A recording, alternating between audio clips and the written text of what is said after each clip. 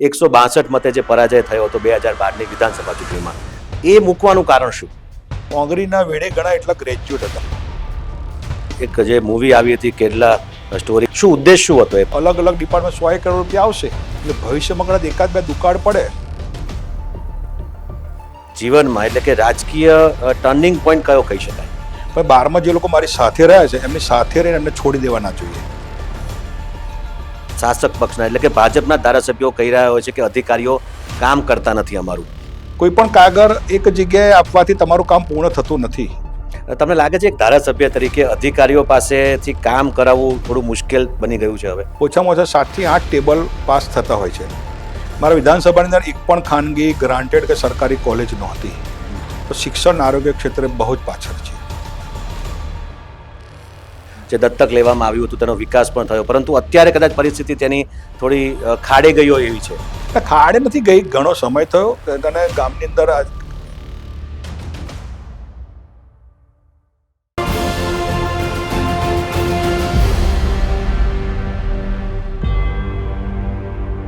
નમસ્કાર. લલકાર વિશેષ સંવાદમાં આજે એક એવા આગેવાન સાથે વાત કરવી છે કે જેમણે પોતાનો જે રાજકીય સફરનો જે તેમનો બાયોડેટા છે તેમાં તેમના પરાજયનો પણ ઉલ્લેખ કર્યો છે. આ જે રાજકીય હસ્તી છે, જે આગેવાન છે, તેઓ ન માત્ર રાજકીય ક્ષેત્રે, સામાજિક ક્ષેત્રે, શૈક્ષણિક ક્ષેત્રે તેમજ અન્ય ક્ષેત્રે પણ તેઓ ખૂબ જ અલગ અલગ પ્રકારની પ્રતિભા ધરાવે છે. આજે વાત કરીશું સોજિત્રાના ધારાસભ્ય વિપુલભાઈ પટેલ સાથે. વિપુલભાઈ, સ્વાગત છે આપનું લલકારમાં. આપનું પણ લલકારને ખૂબ ખૂબ અભિનંદન. 3 મહિના થયા શરૂ થઈ, ઘણા સમયથી શુભેચ્છા આપવા આવું હતું, તો આજે તમને ખૂબ ચેનલને શુભેચ્છા. અને આ ચેનલ દેશ વિદેશની અંદર સુપ્રખ્યાત બને, સાચા અને સાચી માહિતી આપે એવી ચેનલની ખ્યાતિ મેળવે તેવી શુભેચ્છા. આભાર. ખાસ તો મેં શરૂઆતમાં જ ઉલ્લેખ કર્યો, આપણો જે પરિચય આપ્યો એમાં, અને મેં આપણો બાયોડેટા જોયો એમાં પણ મને એક ઉડીને આંખે વાત એ જ વળગી કે તમામ લોકો બાયોડેટામાં પોતાનું જે સિદ્ધિઓ હોય વર્ણવતા હોય છે. તમે તમારો જે પરાજય હતો વિધાનસભા ચૂંટણીમાં તેનો ખાસ ઉલ્લેખ કર્યો છે, અને એ પણ 162 મતે જે પરાજય થયો હતો 2012ની વિધાનસભા ચૂંટણીમાં. એ મૂકવાનું કારણ શું? જીવન વાસ્તવિકતા સ્વીકાર કરીને ચાલીશું તો જીવનમાં તકલીફ નહીં પડે. હું 2012ની અંદર 162 મતે હારી ગયો, 2017ની અંદર 2300 મતે હારી ગયો. હું 2 વખત હાર્યો અને એ વાસ્તવિકતા છે, તો સ્વીકારવી પડે. આજે ધારાસભ્ય તરીકે મારા વિસ્તારની અંદર હું કાયમ કહેતો હોઉં છું કે મારા વિસ્તારના પ્રજાજનોને કે તમારા માટે હું ધારાસભ્ય છું, સાહેબ કહો છો ધારાસભ્ય છું, પરંતુ મારા વિસ્તારના વિકાસના કામ માટે હું સચિવાલયમાં પટારા તરીકે કામ કરું છું. એ વાસ્તવિક છે મારી, કે પટારા તરીકે કામ કરું છું, અને એ વાસ્તવિક સ્વીકારવામાં મને કોઈ દમ નથી. એક કાર્યકરથી લઈને ધારાસભ્યના પદ સુધી તમે પહોંચ્યા. તમારા જીવનમાં એટલે કે રાજકીય ટર્નિંગ પોઈન્ટ કયો કહી શકાય? ધારાસભ્યથી એક સામાન્ય કાર્યકર્તા હું 1988ની અંદર ભારતીય જનતા પાર્ટીના ગામની અંદર દોડભાગ કરતો હતો, ઝંડા લગાવતો હતો, નાનું મોટું કામ કરતો હતો. પરંતુ ધીમે ધીમે પાર્ટીને કામ કરતાં કરતાં જવાબદારી વધતી ગઈ. એ પાર્ટીની એક રાષ્ટ્રભાવના પાર્ટીની એની અંદર મને મન થયું કે રાષ્ટ્રવાદની જો સમર્પણ હતું કે આ ભારતીય જનતા પાર્ટી છે. એટલે 88થી લઈને આજ સુધી અકબંધ ભારતીય જનતા પાર્ટીમાં રહી અને વિવિધ દરેક પ્રકારના જે તાલુકા કક્ષા હોય, જિલ્લા કક્ષા, પ્રદેશ કક્ષા, દરેક કક્ષાએ સંગઠનમાં કામ કરી અને પાર્ટીએ મને સરકારની અંદર ધારાસભ્ય તરીકે મોકલ્યો છે. એ જે સમયગાળો હતો જ્યારે તમે ચૂંટણીમાં હાર મળી હતી અને ત્યારબાદ ફરીથી 2022માં તમે જીત મેળવી, એ વચ્ચેનો સમયગાળામાં ખાસ શું મનોમંથન કર્યું? મનોમંથન કે 2012ની અંદર હારી ગયો, 17ને હારી ગયો, 2012ની અંદર હારી ગયો. ત્યારબાદ કેટલાય કાર્યકર્તાઓ 162 મતે હાર્યો હતો, એટલે કેટલાય કાર્યકર્તાઓના આંખમાં આંસુ હતા અને 50% મત તો મને મળ્યા હતા જ. તો મારે વિધાનસભા હજી 17માં લડી મારું મનમાં નક્કી નહોતું, પણ 12માં જે લોકો મારી સાથે રહ્યા છે એમની સાથે રહીને એમને છોડી દેવા ના જોઈએ. એટલે એમના 2012થી હું ઘરે સતત સોમવારે, મંગળવારે મારા વિસ્તારની રજૂઆત લઈને ભારતીય જનતા કાર્યકર્તા આવતો હતો, મંત્રીઓને મળતો હતો અને અધિકારીઓને મળતો હતો, અને કંઈક નાના મોટા કામ થતા. એટલા માટે જે લોકો મારી જોડે રહ્યા છે એમને મારે કેમને છોડી દેવા, અને એના આધારે કામ કરતો ગયો. તો 17માં પણ પાર્ટીએ તક આપી અને 22માં પણ પાર્ટીએ મને તક આપી. એવી પણ ક્યાંક બૂમ ઉઠતી હોય છે. તમે જોયું હશે કે કેટલાક શાસક પક્ષના એટલે કે ભાજપના ધારાસભ્યો કહી રહ્યા હોય છે કે અધિકારીઓ કામ કરતા નથી અમારું. તો તમારું કામ થાય છે ખરું? કારણ કે જે રીતે અધિકારીઓ સામે જે રોષ કેટલાક ધારાસભ્યોનો આપણને જોવા મળ્યો છે, તે પછી ભાજપના હોય કે વિપક્ષના હોય, તમને કેવો અનુભવ છે? મને આજ સુધી એવો કોઈ અનુભવ થયો નથી. હું તો તમારી જેટલી સક્રિયતા એટલા કામ વધુ થાય છે. કોઈ પણ કાગળ એક જગ્યાએ આપવાથી તમારું કામ પૂર્ણ થતું નથી. એની નીચે અલગ અલગ ડિપાર્ટમેન્ટ, અલગ અલગ અધિકારીઓ સાથે પણ તમે પરામર્શ કરી અને કાગળને પોઝિટિવ ફાઇલ બનાવીને એપ્રુવ સુધી મોકલવાની જવાબદારી પણ આપણી જ છે. આજે એક કોઈ પણ યોજના કે કોઈ પણ ગ્રાન્ટ માટે ઓછામાં ઓછા 7 થી 8 ટેબલ પાસ થતા હોય છે. તો દરેક ટેબલે ફોલોઅપ કરવાનું, કંઈક ત્રુટિ હોય તો દૂર કરી અને એને આજે સક્રિયતાના કારણે હું જાહેરની અંદર કહી શકું છું, કદાચ ગુજરાતની અંદર સૌથી વધુ વિકાસની ગ્રાન્ટ ગામડા લેવલે જો મને મળી હોય એવું મને શ્રદ્ધા છે. તો કયા કયા એવા કામો તમે અત્યાર સુધીમાં કરી શક્યા, સૌથી વધુ જે વિકાસના કામો જે તમે ખેંચી લાવ્યા છો એવું કહી શકાય તમારા વિસ્તાર માટે, તો મહત્વના એવા કયા? મહત્વના કામો મને પહેલેથી શિક્ષણ, મારા વિસ્તારની અંદર આર્થિક અને સામાજિક પછાત વિસ્તાર છે, તો શિક્ષણ આરોગ્ય ક્ષેત્રે બહુ જ પાછળ છે. મારા વિધાનસભાની અંદર એક પણ ખાનગી ગ્રાન્ટેડ કે સરકારી કોલેજ નહોતી.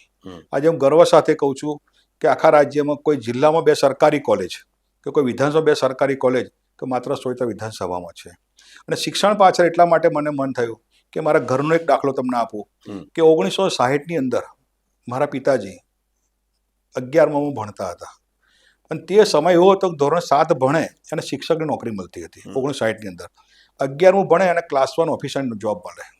તો મારા પિતાજી 11 સાયન્સમાં પેટલાદ જતા હતા. મારા ગામ ડભોથી પેટલા રેલવેમાં જતા હતા. ત્યાં ગયા, થોડો સમય થઈ પછી શિક્ષકે કહ્યું ડિસેક્શન બોક્સ લાવો. તો મારા ફાધર જોડ નહોતું. બીજે દિવસે ગયા, શિક્ષકે કહ્યું ડિસેક્શન બોક્સ લાવો. તો મારા ફાધર જોડ વ્યવસ્થા નથી. ત્રીજે દિવસે શિક્ષકે એવું કહ્યું કે ડિસેક્શન બોક્સ ના લાવે કાલથી કોલેજ આવે નહીં.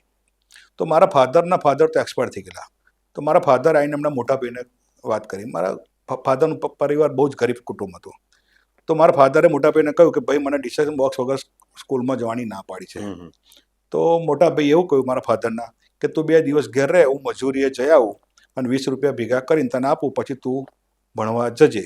તો મારા ફાધરે એ રાતથી ડભો દૂધ મંડીમાં પટાવા તરીકે જોબ શરૂ કરી. એમની કારકિર્દી પૈસાના અભાવે એ ભણી ના શક્યા અને ડભો દૂધ મંડળીમાં પટાવાળા કેન ધોવાની જોબ શરૂ કરી અને એમણે એમનું જીવન એમાંથી શરૂ કરીને છેલ્લે સરકારી કર્મચારી રિટાયર થયા. પરંતુ જે સમય હતો એમનો ભણવાનો, ત્યાં એમને આર્થિક તંગી નડી ગઈ. એટલે હું પ્રભુને પ્રાર્થના કરું છું કે જે મારા ફાધરને વેદના પડી છે, તકલીફ પડી છે, એવું મારા વિસ્તારની અંદર કોઈને તકલીફ ના પડે. હું મારા વિસ્તારની અંદર સરકારી કોલેજ તારાપુર અને સોયત્રા બંને કોલેજની અંદર દીકરીઓની ફી તમામ હું મારા પરિવાર તરફથી ભરું છું. સરકારી કોલેજની ફી એની સાથે સાથે 90% ઉપર મારા વિસ્તારમાં કોઈ પણ જ્ઞાતિના દીકરો કે દીકરી 12મા સાયન્સ કે કોમર્સમાં 90% લાવે અને મારા પરિવાર તરફથી હું લેપટોપ આપું છું. એટલે મારા વિસ્તારમાં 2 કોલેજ થઈ, પરિવાર તરફથી લેપટોપ આપવાની ભાવના છે. અને આજે હું મારા વિસ્તારમાં ઘણા બધા ગામોની અંદર મેં કહ્યું છે કે આપણા વિસ્તારમાંથી આઈએસ આઈપીએસ કોઈને થવું હોય, મારું એક ડ્રીમ છે કે મારા વિસ્તારમાં કોઈ આઈએસ કે આઈપીએસ બને. કારણ કે શિક્ષણ બહુ પાછળ હતા, તો મારે બુલેટ ટ્રેનની ગતિએ લઈ જવું છે મારા વિસ્તારને આગળ. તો આઈએસ આઈપીએસ કરવા છે. જ્યાં પહેલાં 10 પાસ નહોતા, તો આઈએસ આઈપીએસ બને. એના માટે હું જાહેરમાં કહું છું કોઈને આઈએસ આઈપીએસ કરવું હોય તેની આર્થિક ચિંતા મારી પર છોડજો, પરંતુ તમે આઈએસ આઈપીએસ વિસ્તારમાંથી 2, 3 કે 5 જેટલા દીકરા દીકરીઓ આગળ વધે, હું તમારી સાથે છું. જાહેરમાં હું બધાને અપીલ કરું છું. જી બિલકુલ. એવું પણ સાંભળ્યું છે કે તમે તમારો ધારાસભ્ય તરીકેનો જે પગાર મળે છે તે પણ તમે પોતાના માટે નથી રાખતા, સાચી વાત છે? સાચી વાત છે. અત્યાર સુધી ડિસેમ્બર 2022માં ચૂંટાયા, મારો જાન્યુઆરીથી પગાર શરૂ થયો, અત્યાર સુધી લગભગ 38 મહિનાના પગાર આવ્યો. 1 તારીખે પગાર સરકારમાંથી લઉં છું, પરંતુ 3જી કે 4થી તારીખે મારા વિસ્તારને કોઈ પણ ગામની અંદર આરોગ્ય અને શિક્ષણના હેતુસર મારી જો લિસ્ટ તૈયાર જ છે, હું આપી દઉં છું. અને એ પગારનો યોગ્ય ઉપયોગ થવાની ચિંતા કરું છું. કારણ કે ધારાસભ્યનો તો હું ત્યારે તે પહેલાં પણ પારિવારિક રીતે મિડલ ક્લાસની અંદર જે જીવન જીવું છું એ જ મારે જીવન જીવવું છે. હું ગાડી લઈને પહેલાં ફરતો હતો, ધારાસભ્ય આપ્યા પછી ગાડી લાવ્યો નથી. પહેલાં મારું જીવન એ જે હતું એ જ જીવન અત્યારે હું જીવું છું. અને મારે દાળ ભાત શાક ખીચડી કઢી રોટલો શાક એ મારું ભાવતું ભોજન છે. તો મારે આ મને મળી રહે છે મારા કુટુંબની ખેતીની આવક, મારી ધંધાની આવકમાંથી. મારે ધારાસભ્યનો પગાર એટલા માટે મારા વિસ્તારની અંદર બહુ જ જરૂર છે. આર્થિક તંગી, આર્થિક સામાજિક પછાત છે, મારા વિસ્તારને મારે આગળ વધારવો છે, તો મારો પગાર પણ મારા વિસ્તારમાં અર્પણ કરું છું. તમે અગાઉ એક જે મૂવી આવી હતી કેરલા સ્ટોરી, તેને ગ્રાન્ટ ફ્રી કરવાની માંગ સીએમ સમક્ષ કરી હતી. શું ઉદ્દેશ શું હતો? ઉદ્દેશ એવો હતો કે આપણા ભારતીય પરિવારો સાથે જોઈ શકે. કારણ કે તમે મૂવી જોવા જાઓ તો તમે એકલા જાઓ કે તમારા વાઈફ જોડે જાઓ, કદાચ છોકરોને ના લઈ જાઓ, પરંતુ ટેક્સ ફ્રી થાય, પૈસા ઓછા થાય અને પરિવાર સાથે મૂવી જોવે તો સાંપ્રત સમાજની જે અંદર ઘટનાઓ બની રહી છે એ પરિવાર જાગૃત થાય. અને મારા વિસ્તારની અંદર એવો કેરલા સ્ટોરી જેવો કોઈ બનાવ ના બને એના માટે મેં ચિંતા કરીને સરકારમાં રજૂઆત કરી હતી. ઓકે. હવેના જે સમય છે, અત્યારે તમે વિચારતા છો કે હવે 2 વર્ષ જેવો સમય હજુ બાકી છે જે ધારાસભ્ય તરીકેની ટર્મ પૂરી થવામાં. એવું કયું કામ છે કે હજી તમને મનમાં હોય, હજી નથી થઈ શક્યું? નથી થઈ શકે એવું તો કામ લગભગ નથી. મારા હમ. ડ્રીમ જે હતા મારા સરકારી કોલેજમાં, પછી તારાપુરની અંદર મારું CSC જે મકાન સરકારી દવાખાનું હતું હમ. એ સરકારે પણ નવું મંજૂર કરી દીધું છે, મોટું બનાવવા જઈ રહ્યા છે. અત્યારે મારા સોઈત્રા ખાતે અને ધર્મજ ખાતે CSC નવું મકાનનું સરકારમાં ફાઇલ ચાલે જ છે. એટલે આરોગ્યની ચિંતા કરી, શિક્ષણની ચિંતા કરી છે. મારે ત્યાં પ્રાથમિક શાળાઓના મકાન ઘણા બધા થઈ ગયા, ઘણાનું ખાતમુહૂર્ત કર્યા, ઘણામાં લોકાર્પણ કર્યા છે. ઘણી શાળાઓની અંદર ઓરડા પણ મેં બનાવ્યા છે, એટલે ખાતમુહૂર્ત પણ કર્યા છે. એટલે સરકારની અંદર, જિલ્લાની અંદર રોડ રસ્તા હોય, અને અત્યારે રોડ રસ્તામાં રીસર્ફેસિંગ તો સરકારના નિયમ પ્રમાણે 7 વર્ષે થાય છે જ, પરંતુ એની અંદર લિસ્ટ હું જોઉં છું, એમાંથી 10 રોડ હોય રીસર્ફેસિંગ, એમાંથી આ 4 રોડ પર ટ્રાફિક વધારે છે, તો એની સ્પેશિયલ માગણી વાઇન્ડરિંગની કરું છું કે રોડ પહોળા કરવા જોઈએ. એ જ એના માટે થઈને તારાપુર વલાસણ મારો વિસ્તારમાં સ્ટેટ હાઈવે છે, અત્યારે 10 મીટર છે, સરકારમાં 4 લાઈન 138 કરોડનો મંજૂર થયો. મારા વિસ્તારમાં બીજો એક રોડ છે ધર્મજથી લઈને નડિયાદ સુધીનો, એ 10 મીટર છે, ટ્રાફિક વધારે છે, 132 કરોડનો 4 લેન રોડ સરકારે મંજૂર કર્યો. આવી જ રીતે ગુજરાતની અંદર સૌથી મોટું તળાવ કનેવાલ તળાવ, જો સાંભળ્યું હોય તો મારે ત્યાં છે. એનું જે બ્યુટિફિકેશન. 2500 વીઘાનું તળાવ, ઓકે. 525 હેક્ટરમાં તળાવ છે. એ તળાવની અંદર 60 વર્ષથી કોઈ સાફસૂફી થઈ નથી. તળાવની પાણીની કેપેસિટી પણ ઘણી ઘટી ગઈ હતી. સરકારશ્રીમાં રજૂઆત કરી અને સરકારશ્રીએ અંદાજે 80 કરોડ રૂપિયા ફાળવ્યા અને એનું કામ પણ શરૂ થઈ ગયું. અત્યારે આવતા મહિને લગભગ એનું લોકાર્પણ કરવા જઈ રહ્યા છે. એ તળાવની અંદર પાણીની કેપેસિટી અગાઉના કરતાં 5 થી 6 ગણી પાણીની કેપેસિટી થઈ જશે. એટલે એ તળાવમાંથી આપણા રાજ્યના 9 જિલ્લાને પીવાનું પાણી જાય છે. એટલે ભવિષ્યમાં કદાચ એકાદ બે દુકાળ પડે તો મારા જિલ્લામાં, મારા વિસ્તારમાં નહીં, પણ રાજ્યના બીજા જિલ્લામાં જે પાણી જાય છે એને તકલીફ નહીં પડે. એ પ્રમાણે આખું તળાવ મોટું કર્યું. અને હવે કનેવાલ તળાવની અંદર આજુબાજુ સરકારની અંદર મારે ટુરિઝમ વિભાગમાં પણ ફાઇલ ચાલે છે, એને પ્રવાસન સ્થળ તરીકે વિકસાવવું છે કે કોઈ પણ આવે તો ભાઈ કનેવાલ તળાવ, જેવું અત્યારે સ્ટેચ્યુ ઓફ યુનિટી જાય તો એવું મારે ત્યાં કનેવાલ તળાવનું સરકારમાં બહુ મોટી ફાઇલ એક ચાલી રહી છે. અને આવનારા સમયની અંદર હું કનેવાલ તળાવને ડેવલપ કરવા માટેનો મારો પ્રયત્ન છે. સાથે સાથે ભારતની અંદર પ્રથમ, ગુજરાતમાં નહીં પણ ભારતમાં પ્રથમ મગરો માટેના સ્પેશિયલ પાર્ક નહોતા, ક્રોકોડાઇલ પાર્ક. મારે ત્યાં 20 ગામની અંદર મગરોનું પ્રમાણ બહુ જ છે. એમાં 5 ગામની અંદર મગરોનું પ્રમાણ એવરેજ 50, 60, 100, 125, 150 મગરો છે. તો ગયા વર્ષે ઘણી બધી મિટિંગોના અંતે 3 ગામની અંદર અંદાજે 10 કરોડ રૂપિયાના ખર્ચે ક્રોકોડાઇલ પાર્ક મંજૂર કર્યા હતા. એનું ખાતમુહૂર્ત પણ થઈ ગયું. અત્યારે 3 ગામમાં ક્રોકોડાઇલ પાર્ક બની રહ્યા છે. એ પ્રવાસન વિભાગ તરફથી. અને આવનારા સમયમાં બીજા 2 ગામમાં અત્યારે ફાઇલ અંતિમ તબક્કામાં છે. બીજા 2 ગામમાં પણ ક્રોકોડાઇલ પાર્ક, એટલે ગુજરાતના પ્રથમ ક્રોકોડાઇલ પાર્ક મારા વિસ્તારમાં કરવા જઈ રહ્યો છે. આવું ઘણા બધા વિષયની અંદર સ્પેશિયલાઇઝ કર્યું છે કે જે આ કરવા જેવું છે. આપણું ઘર છે તો મગરોને પણ ઘર મળવું જોઈએ. તો ક્રોકોડાઇલ પાર્ક આવનારા સમયમાં લોકો જોવા આવશે. કનેવાલ પાસે અમે આવનારા સમયમાં સરકારમાં, ટૂંકમાં ગુજરાતમાં પહેલી વખત એ પ્રકારનો એક પાર્ક બનશે, બની રહ્યો છે. આવતા વર્ષે લોકાર્પણ, ખાતમુહૂર્ત પણ થઈ ગયું છે. કારણ કે તમે પક્ષી ઘર હશે, પ્રાણી સંગ્રહાલય હશે, પણ સ્પેશિયલ મગરોનો પાર્ક કોઈ જગ્યાએ નથી. આ વસ્તુ મારે અધિકારી સાથે ચર્ચામાં સમજાવતા 5-6 મહિના થયા, પણ અંતે અધિકારીઓ હકારાત્મક અને મંત્રી શ્રીએ પણ હકારાત્મક અભિગમ અપનાવી અને મને રકમ આપી અને એનું કામ પણ અત્યારે ચાલુ. તમને લાગે છે એક ધારાસભ્ય તરીકે અધિકારીઓ પાસેથી કામ કરાવવું થોડું મુશ્કેલ બની ગયું છે હવે? ના ના ના, એવું કશું છે નહીં. તમારી સક્રિયતા, તમારી કોઈ પ્રશ્ન લઈને જાઓ એનું ઊંડું પણ જ્ઞાન તમને હોવું જોઈએ. કે કોઈ પણ પ્રશ્ન લઈને જાઓ, કોઈ પણ અધિકારી, તમારી પાસે કોઈ પ્રશ્ન લઈને આવું, તમે મને 2 ક્વેશ્ચન કરો અને મારી જોડે જવાબ ના આવે એટલે પ્રશ્ન તો પડી રહે, પણ તમારા ક્વેશ્ચનનો પણ આન્સર મારી જોડે હોવો જોઈએ. એટલે લોજિકલી કોઈ પણ પ્રશ્ન સમજીને અધિકારીઓ રજૂઆત કરવામાં આવે છે તો હકારાત્મક કામ થાય છે. અત્યારે હું ગર્વ સાથે કહું છું કે આવનારા મહિનાની અંદર લગભગ મારે તો બીજા અલગ અલગ ડિપાર્ટમેન્ટ 100 કરોડ રૂપિયા આવશે. અંતિમ તબક્કામાં ચાલે છે. કોઈ રોડ રસ્તાના હશે, કોઈ બીજી ગ્રાન્ટ હશે, ક્રોકોડાઇલ પાર્કની ગ્રાન્ટ છે, ઘણી બધી ગ્રાન્ટ કામ અંતિમ તબક્કામાં ચાલે છે અને આવવાના છે. જ્યાં જે ત્રુટિ આવે છે એ ત્રુટિ હું દૂર કરું છું. કારણ કે મારા વિસ્તારની તમને આવો કે સાબરમતી નદી પસાર થાય છે, તો મારા વિસ્તારના 7 થી 8 ગામ એવા છે કે જેને સામે પાર ખેતી કરવા જવું પડે. અમદાવાદ જિલ્લા એટલે સાબરમતી નદીનું વહેણ બદલાઈ ગયું. ઓકે. એટલે સામે પાર, એટલે વટામણથી 38 કિલોમીટર માટે ખેતી કરવા જવું પડે. નદીના આ છેડે ગામ અને આ છેડે જમીન ગતી રહી, બેની વચ્ચે વહેણ નીકળ્યું. તો સરકારમાં લગભગ મારા 8 મહિના ઘણી બધી મિટિંગો, એમાં મુખ્યમંત્રી સાથે પણ 3 વખત મિટિંગ થઈ, મુખ્યમંત્રી રૂબરૂમાં અધિકારી જો મિટિંગ થઈ.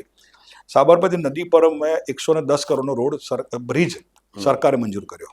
એટલે હવે ખેડૂતોને માત્ર 1.5 કિલોમીટરમાં પોતાની જમીનમાં જઈ શકશે. એનું આ દિવાળી પછી ખાતમુહૂર્ત કરવાના છે. પરંતુ એ 60 વર્ષથી ખેડૂતો વટામણ ધોરકા થઈને એ નદીના પેલે છેડે જતા હતા. તમને જમીન દેખાય, પાક દેખાય, પરંતુ ત્યાં જવું હોય તો તમારે 60-38 કિલોમીટર ફરવું પડતું હતું. એને સરકારમાં વ્યવસ્થિત રીતે રજૂઆત કરી, ફાઇલ તૈયાર કરી અને 110 કરોડની મુખ્યમંત્રીશ્રીએ મંજૂરી પણ આપી દીધી. આપણે ગામના વિકાસની વાત કરી. મને યાદ છે ત્યાં સુધી સંસદ ગ્રામ જે સાંસદો જે ગામ દત્તક લેવાની જે વાત હતી, આપના વિસ્તારનું મગરોળ ગામ જે દત્તક લેવામાં આવ્યું હતું, તેનો વિકાસ પણ થયો, પરંતુ અત્યારે કદાચ પરિસ્થિતિ તેની થોડી ખાડે ગઈ હોય એવી છે. ખાડે નથી ગઈ, ઘણો સમય થયો. અને ગામની અંદર મિલકત સરકારી ગ્રાન્ટમાંથી બનાવીએ છીએ. તો મારી દરેક ગુજરાતના નાગરિકોને વિનંતી છે કે જેવું તમારું ઘર ચોખ્ખું રાખો છે એવું સરકારી મિલકત પણ ચોખ્ખી રાખો. ત્યાં ગામ થયું છે, પરંતુ કામની અંદર સાફ સફાઈ હોય કે યોગ્ય વાપરવાનું એ અનિવન થતું હોય છે. એના કારણે કોઈ પણ મિલકત થોડી ખંડેર તમને દેખાતી હોય. બાકી કામ થયું છે અને કામની અંદર ગ્રાન્ટ પણ સ્મૃતિબેન ઈરાનીએ આપેલી અને એના આધારે કામ પણ ઘણું થયું છે. પરંતુ તમને પણ ખબર છે, મને પણ ખબર છે કે આપણે ત્યાં કેટલાય લોકોને સ્વચ્છતા અભિયાન નરેન્દ્રભાઈ આપણે અપનાવ્યું છે, પરંતુ એ સ્વચ્છતા અભિયાનનો આપણા ઘરમાં આપણે ઉપયોગ કરીએ છીએ. આપણે ઘરની બહાર નીકળીને આપણી મિલકત છે, સરકારી મિલકત આપણી છે એવું કોઈ વિચારતો નથી. હું દરેકને અપીલ કરું છું કે બહાર બધે પણ મિલકત આપણી જ છે, તો એને સ્વચ્છ રાખવી, મેન્ટેન રાખવી એ જવાબદારી આપણી જ છે. એટલે સરકારી મિલકતોની અંદર ઘણું બધું આ પ્રોબ્લેમ એ આવે છે કે લોકોની વાપરવાની જે ભાવના હોય. આજે એસટી બસની અંદર તમે જતા હોય તો કોઈ અમુક વખત જોઈએ કે કોઈ બેઠો બેઠો ખોતરતો હોય સીટ. તમે તમારા ઘરની સોફાની સીટ કોઈ ખોતરતું નથી. તો એ ભાવના પોઝિટિવ બનાવવાની જરૂર છે લોકોએ. એ અંદરથી પેદા થાય તો જ કદાચ એ સુધરી શકે, જે સ્વભાવ છે કદાચ. છેલ્લે એ જાણવું છે કે જે આટલા સમયથી તમે રાજકીય ક્ષેત્રે કાર્યરત છો અને હજી 2027ની ચૂંટણીમાં પણ તમે ત્યાં સુધી તમે ધારાસભ્ય તરીકે છો, તમારા વિસ્તારની જનતાને ખાસ લલકાર ન્યૂઝના માધ્યમથી શું ભરોસો અપાવવા માંગશો મતદારોને? મારા વિસ્તારની જનતાને હું ખાસ જાહેરમાં કહું છું કે આપણા વિસ્તારની અંદર શાંતિ અને સલામતી જળવાઈ જોઈએ. એટલે મારા વિસ્તારની અંદર કોઈ દાદાગીરી, ડોન, કોઈ માફિયા હોય તો એને હું સારા માર્ગે વારવા પ્રયત્ન કરું છું. મારા વિસ્તારનો જે વિકાસ છે એ મારા વિસ્તારની જનતાને પણ અત્યારે અનુભવ થઈ ગયો, અહેસાસ થઈ ગયો છે કે ઘણું બધું 60 વર્ષની બાદ આપણા વિસ્તારમાં જે જરૂર હતી આવી છે. આજે સરકારી કોલેજ બહુ જ જરૂર હતી. બીજું મગરોલ ગામ અમારું એક એવું છે જ્યાં 8મા ધોરણ પર દીકરીઓ ભણતી નહોતી, તો ત્યાં પણ એક સરકારી માધ્યમિક શાળાની મંજૂરી આખા જિલ્લામાં એક જ સરકારે આપી, એ પણ મને આપી અને સરકારી માધ્યમિક શાળા બનાવી. અને આ વર્ષે પણ મેં સરકારમાં માંગણી કરી છે ત્રંબોવાડ, જે આર્થિક રીતે સામે બહુ જ ગરીબ ગામ છે, આ 2 ગામ. તો ત્યાં પણ મેં સરકારી માધ્યમિક શાળા માગી છે અને મને પૂરો ભરોસો છે 1-2 મહિનામાં ત્રંબોવાડની પણ માન્યતા આવી જશે. એટલે શિક્ષણનું પ્રમાણ ઓછું હતું મારા વિસ્તારના ગામડાની અંદર. ઓંગરીના વેઢે ગણાય એટલા ગ્રેજ્યુએટ હતા, સમજો. પણ મારે ઓંગરીના વેઢે ગણાય એટલા અંડર ગ્રેજ્યુએટ કરવા છે કે ભાઈ 10 કે 12. અને અત્યારે હું મારા વિસ્તારમાં બધાને કહું છું કે સરકારી કોલેજ લાવ્યા છું, દીકરીઓને મફત ભણાવીએ છીએ, તો દીકરો અને દીકરીને ગ્રેજ્યુએટ થયા સિવાય લગ્નનો વિચાર ના કરો. હું બધાને વિનંતી, હાથ જોડે વિનંતી સભાઓમાં કરું છું કે તમારો દીકરો કે દીકરી લગ્નનો વિચાર ગ્રેજ્યુએટ થયા વગર કરશો નહીં. એ ભણતું જેટલું ભણશે એટલું એનું પોતાનું, સમાજનું, કુટુંબનું એટલો ઉત્કર્ષ થશે, એટલો વિકાસ થશે. કારણ કે જે ગરીબીમાં મારો વિસ્તારના લોકો જીવ્યા હતા એ ગરીબીમાંથી બહાર લાવવા માટે એક જ માધ્યમ છે, મારું શિક્ષણ. અને હું શિક્ષણની પાછું મારો અત્યારે મેઇન ધ્યેય શિક્ષણનો છે. બિલકુલ, ચોક્કસ. તો વિપુલભાઈ, લલકાર સાથે વાત કરવા બદલ ખૂબ ખૂબ આભાર. આપનો પણ આભાર. જી. તો મિત્રો, ધારાસભ્ય વિપુલભાઈ પટેલ સાથેનો આ સંવાદ આપને કેવો લાગ્યો તે જરૂર કોમેન્ટ બોક્સમાં જણાવશો અને અમારા લલકાર ન્યૂઝને લાઇક, શેર અને સબસ્ક્રાઇબ કરવાનું ભૂલતા નહીં. નમસ્કાર.